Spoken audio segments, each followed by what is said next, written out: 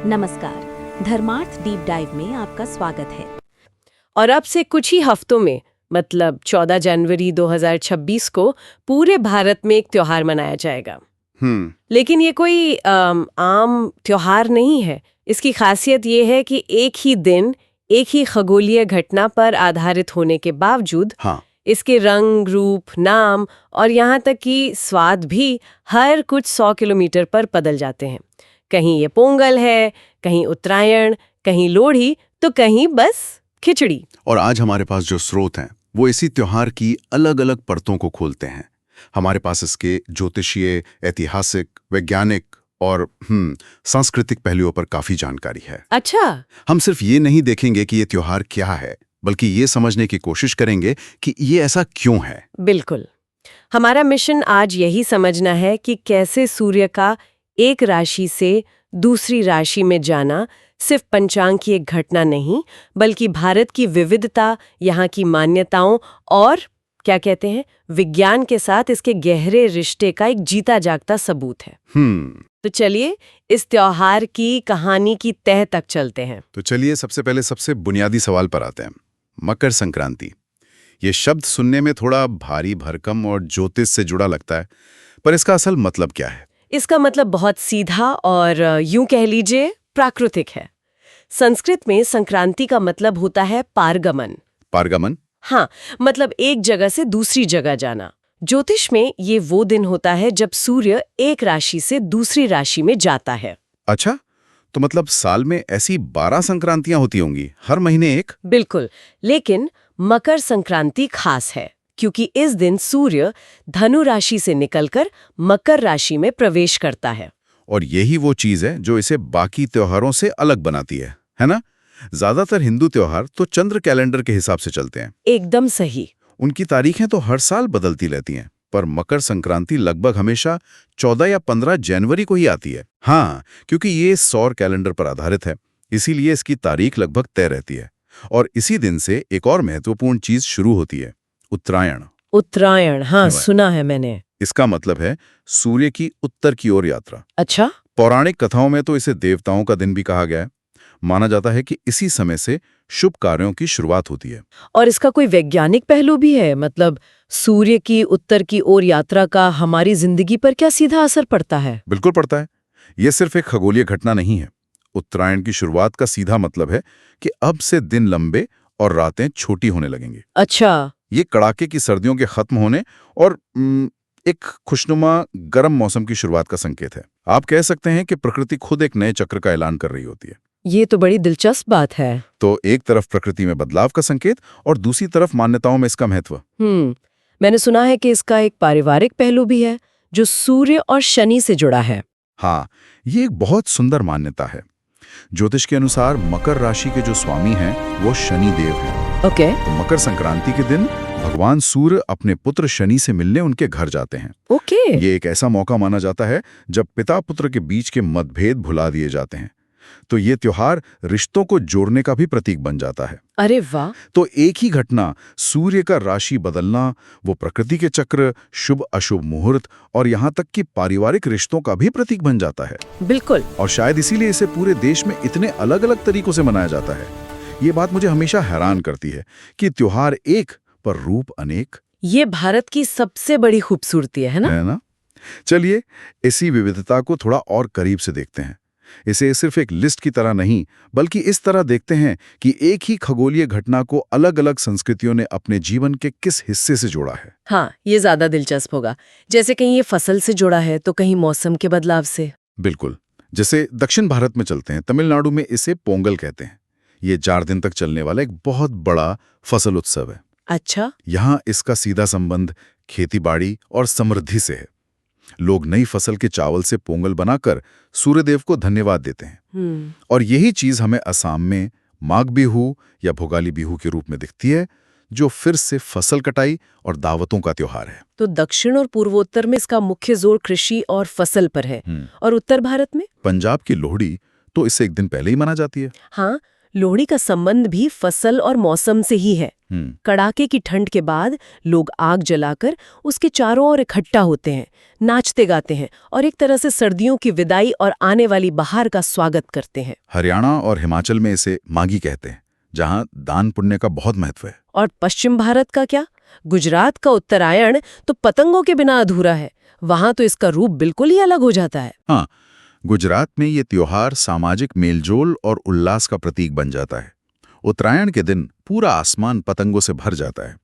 वो एक सामुदायिक उत्सव है जहां लोग छतों पर इकट्ठा होते हैं, पतंगबाजी करते हैं, जश्न मनाते हैं। सही बात है। वहां इसका कृषि वाला पहलू थोड़ा पीछे छूट जाता है और सामाजिकता आगे आ जाती है। और फिर आते हैं उस नाम पर जो उत्तर प्रदेश और बिहार में सबसे ज्यादा प्रचलित है, खिचड़ी पर्व।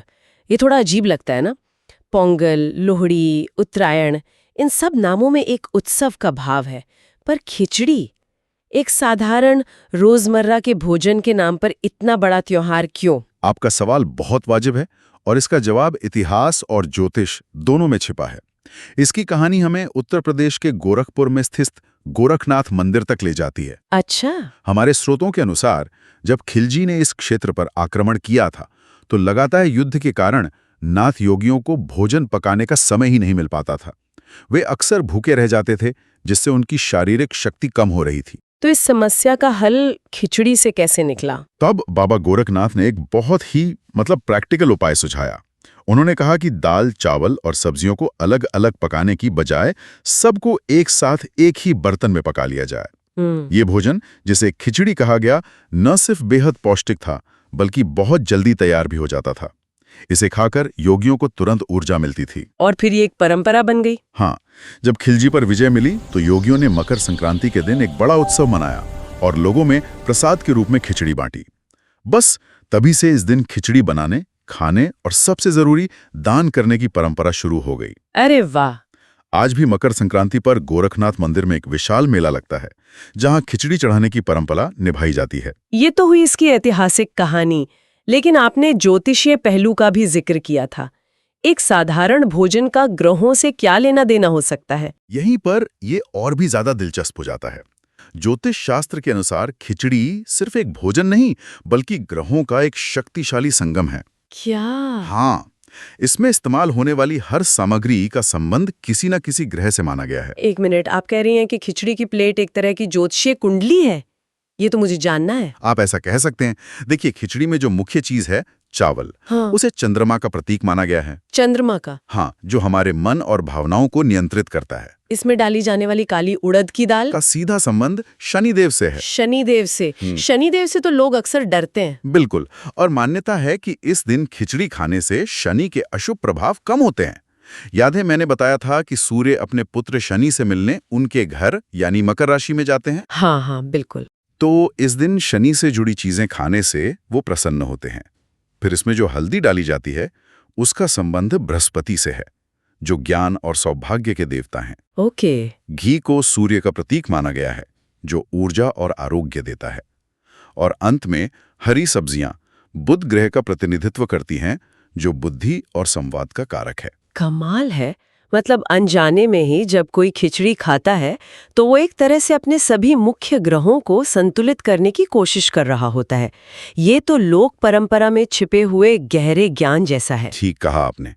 तो मकर संक्रांति पर खिचड़ी खाना सिर्फ पेट भरने की क्रिया नहीं बल्कि एक ज्योतिषीय उपाय भी बन जाता है। तो खिचड़ी के जरिए ग्रहों को साधने की बात हो गई, जो आस्था और विश्वास का विषय है। लेकिन मैंने सुना है कि इस त्योहार की कुछ परंपराओं के पीछे ठोस विज्ञान भी छिपा है, खासकर गंगा स्नान और धूप सेकने के पीछे। अक्सर लोग ऐसी परंपराओं को अंधविश्वास मानकर खारिज कर देते हैं, पर क्या यहाँ वाकई कोई वैज्ञानिक तर्क है? यह इस त्योहार का सबसे चौंकाने वाला और आकर्षक पहलू है। ये दिखाता है कि हमारे पूर्वज प्रकृति के कितने सूक्ष्म पर्यवेक्षक थे। कैसे?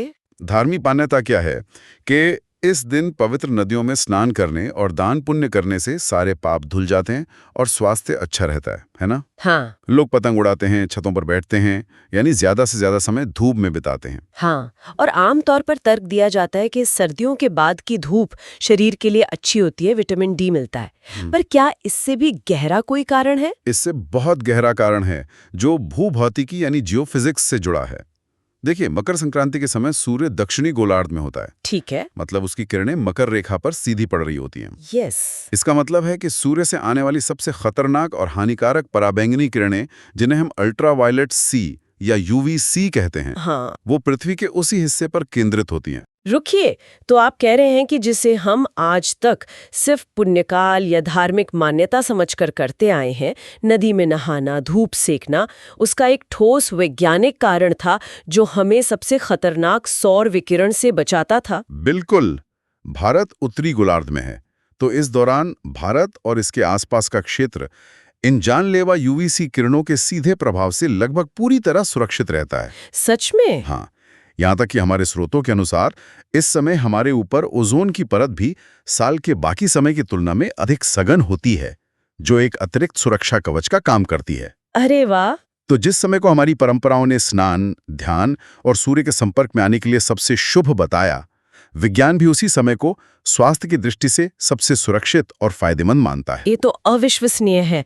ये तो ऐसा है जैसे हमारे पूर्वजों ने वैज्ञानिक सिद्धांतों को आस्था और परंपरा की भाषा में लिख दिया था, ताकि हर कोई उसका पालन कर सके, भले वो उसके पीछे का विज्ञान न समझे।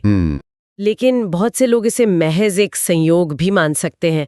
वो कह सकते हैं कि ये पूर्वजों ने बस सर्दियों के बाद की पहली अच्छी धूप का आनंद लेने की परंपरा बना दी होगी, और ये यूवीसी किरणों वाली बात तो बाद में विज्ञान ने जोड़ी है। इस पर आप क्या कहेंगे? ये एक वाजिब संदेह है, लेकिन जब हम देखते हैं कि ये ज्ञान सिर्फ एक जगह नहीं बल्कि कई प्राचीन संस्कृतियों में किसी न किसी रूप में मौजूद है, तो ये सिर्फ संयोग नहीं लगता, ये एक पैटर्न की तरह दिखता है। सही बात है। ये दिखाता है कि वो लोग प्रकृति के चक्रों को हमसे कहीं ज्यादा गहराई से महसूस करते और समझते थे। उनके पास शायद इसे मापने के लिए आज जैसे उपकरण नहीं थे, लेकिन उनके पास अवलोकन और अनुभव का हजारों साल का ज्ञान था। ये तर्क बहुत ठोस है। चलिए अब थोड़ा भविष्य की ओर देखते हैं और विशेष रूप से आने वाले साल यानी 2026 की बात करते हैं।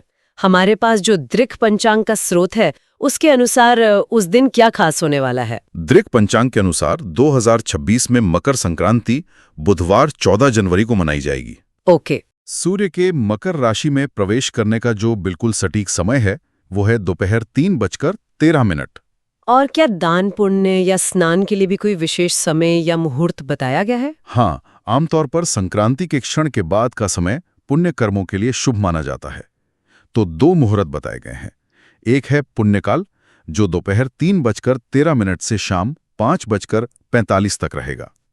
और एक इससे भी ज्यादा शुभ मुहूर्त है महापुण्यकाल, जो दोपहर 3:13 से शाम 4:58 तक रहेगा।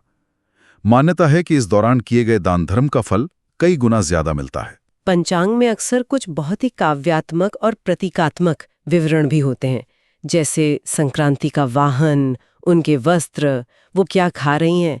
2026 के लिए ऐसा कुछ है? हाँ, और ये हमेशा बहुत दिलचस्प होता है।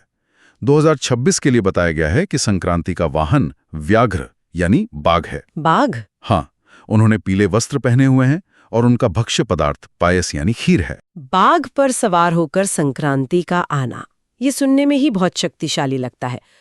क्या इन प्रतीकों का कोई गहरा अर्थ होता है? जैसे क्या बाघ पर आने का मतलब है कि ये साल शक्तिशाली घटनाओं वाला होगा? बिल्कुल, इन प्रतीकों के आधार पर ही साल भर का एक अनुमानित फल या प्रभाव बताया जाता है। अच्छा। 2026 के लिए इसके मिले जुले प्रभाव बताए गए हैं। एक तरफ ये सरकारों, सरकारी कर्मचारियों के लिए अच्छा है, लोगों के स्वास्थ्य में सुधार होगा और राष्ट्रों के बीच संबंध भी बेहतर होंगे। लेकिन दूसरी तरफ बाघ का वाहन होना भय और चिंता का भी सूचक है। तो ये एक ऐसा साल हो सकता है जिसमें बड़े सकारात्मक बदलाव भी हों, लेकिन कुछ चुनौतियां और उथल-पुथल भी देखने को मिल सकती है। तो आज की हमारी पूरी चर्चा को अगर समेटें तो ये साफ है कि मकर संक्रांति सिर्फ कैलेंडर पर एक तारीख नहीं है। ये सूर्य की उस यात्रा का उत्सव है जो हमें याद दिलाता है कि कैसे प्रकृति के बड़े चक्र हमारे छोटे छोटे जीवन को चलाते हैं। और ये भारत की अनेकता में एकता का एक जीता जागता उदाहरण है। एक ही वैज्ञानिक घटना को कोई फसल काट कर मना रहा है, कोई पतंग उड़ाकर, तो कोई बस एक कटोरी खिचड़ी दान करके। सबके तरीके अलग हैं, पर उत्सव का भाव एक ही है। और इसने हमें ये भी दिखाया कि खिचड़ी जैसी साधारण चीज के पीछे कितना गहरा इतिहास और ज्योतिष छिपा हो सकता है। और सबसे बढ़कर इसने विज्ञान और आस्था के बीच की उस धुंधली लकीर को मिटा दिया। ये साबित करते हुए कि हमारी कई प्राचीन परंपराएं असल में गहरे वैज्ञानिक अवलोकन पर आधारित थीं। सही कहा। हमने देखा कि कैसे सूर्य के संपर्क में आने जैसी एक सरल परंपरा का एक ठोस वैज्ञानिक आधार है, जो हमें हानिकारक यूवी किरणों से बचाता है। ये सोचने पर मजबूर करता है कि हमारे और कितने प्राचीन रीति रिवाज हैं, जिन्हें आज हम शायद केवल प्रतीक या अंधविश्वास मानकर करते हैं, पर वो अपने भीतर प्रकृति के ऐसे ही गहरे अवलोकन और वैज्ञानिक सिद्धांतों को छिपाए हुए हैं, जिन्हें हम शायद अभी पूरी तरह से समझ भी नहीं पाए हैं। सही बात है। शायद हमें उन्हें खारिज करने की बजाय उनके पीछे छिपे ज्ञान को फिर से खोजने की कोशिश करनी चाहिए। और हमारे चैनल को सब्सक्राइब जरूर करें। धन्यवाद।